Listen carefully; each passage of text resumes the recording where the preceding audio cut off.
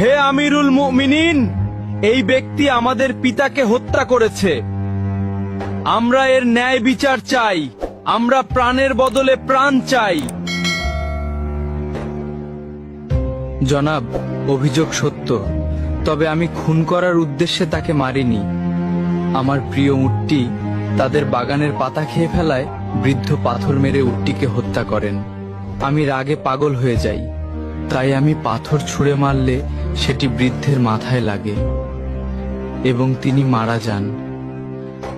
আমি ইচ্ছা করে তাকে হত্যা করিনি জনাব। তুমি নিজের ইচ্ছায় হত্যা করো বা না করো, ইসলামের বিধান অনুযায়ী তোমাকে মৃত্যুদণ্ড গ্রহণ করতে হবে।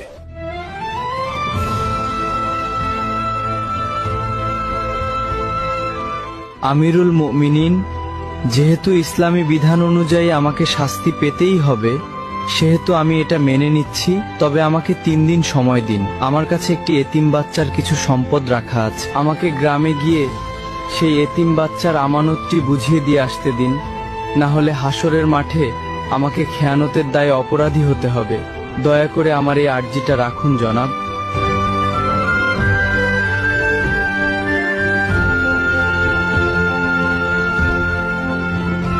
ঠিক আছে, আমি তোমাকে ছেড়ে দিতে পারি, কিন্তু শর্ত হলো কাউকে তোমার জামিনদার হতে হবে। তুমি ফিরে না এলে তাকেই তোমার বদলে মৃত্যুদণ্ড দেওয়া হবে।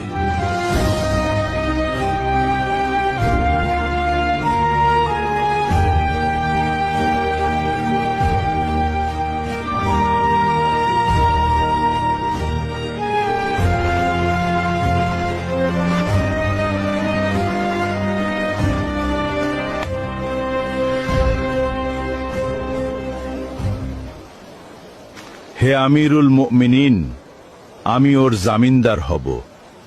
ও যদি না আসে, আপনি আমাকেই শাস্তি দেবেন। ঠিক আছে, মঞ্জুর করা হলো। 3 দিনের মধ্যে যদি তুমি ফিরে না আসো, তাহলে তোমার পরিবর্তে আবু যর গিফারিকে হত্যা করা হবে।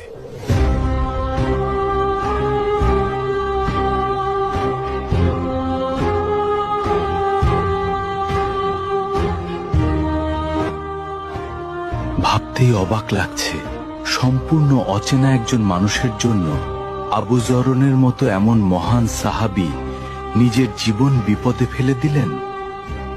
আল্লাহ না করুন, ওই বেদুইন যুবক যদি আজ ফিরে না আসে, তবে আমাদের মাঝ থেকে এমন একজন শ্রেষ্ঠ মানুষের প্রাণ চলে যাবে। কি যে হবে আজ!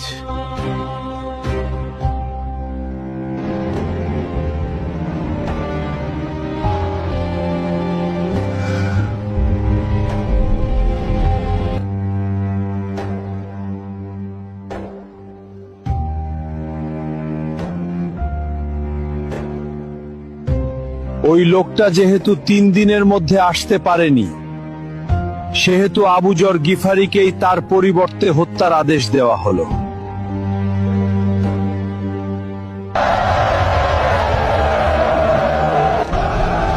থামুন, সে ফিরে এসেছে।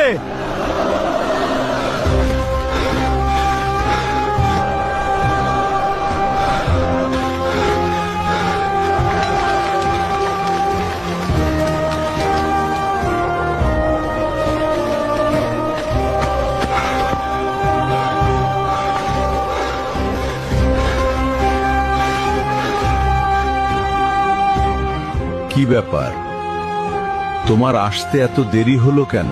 আমিরুল মুমিনিন, মাফ করবেন। রাস্তায় যদি আমার ঘোড়া পায়ে ব্যথা না পেত, তবে যথাসময়ে আসতে পারতাম। বাড়িতে গিয়ে আমি একটুও দেরি করিনি। বাড়ি পৌঁছে গচ্ছিত আমানত ও ঋণ পরিশোধ করি। তারপর বাবা, মা এবং নববধূর কাছে সব খুলে বলে চিরবিদায় নিয়ে মৃত্যুর প্রস্তুতি নিয়ে মদিনার উদ্দেশ্যে রওনা দেই।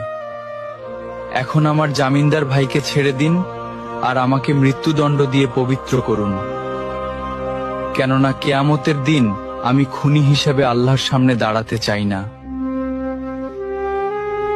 তুমি তো পালিয়ে গিয়ে নিজের প্রাণ বাঁচাতে পারতে। মৃত্যু নিশ্চিত জেনেও কেন ফিরে এলে? আমি ফিরে এসেছি কেউ যাতে বলতে না পারে এক মুসলমানের বিপদে আরেক মুসলমান সাহায্য করতে এগিয়ে এসে নিজেই বিপদে পড়ে গেছিল।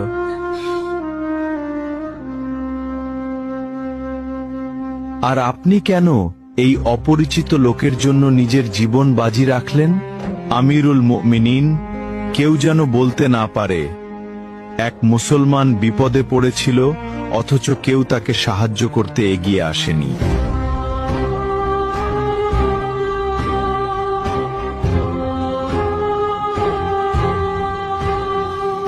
হে খলিফা, আপনি তাকে মুক্ত করে দিন। আমরা তার উপর করা অভিযোগ তুলে নিলাম। কেন?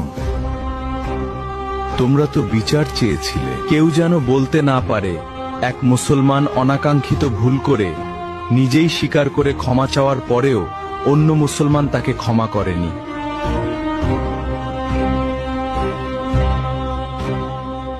আজ তোমরা প্রমাণ করলে এই উম্মাহার বুক থেকে ওয়াদা পালন, একে অপরের প্রতি বিশ্বাস এবং ক্ষমার গুণ হারিয়ে যায়নি।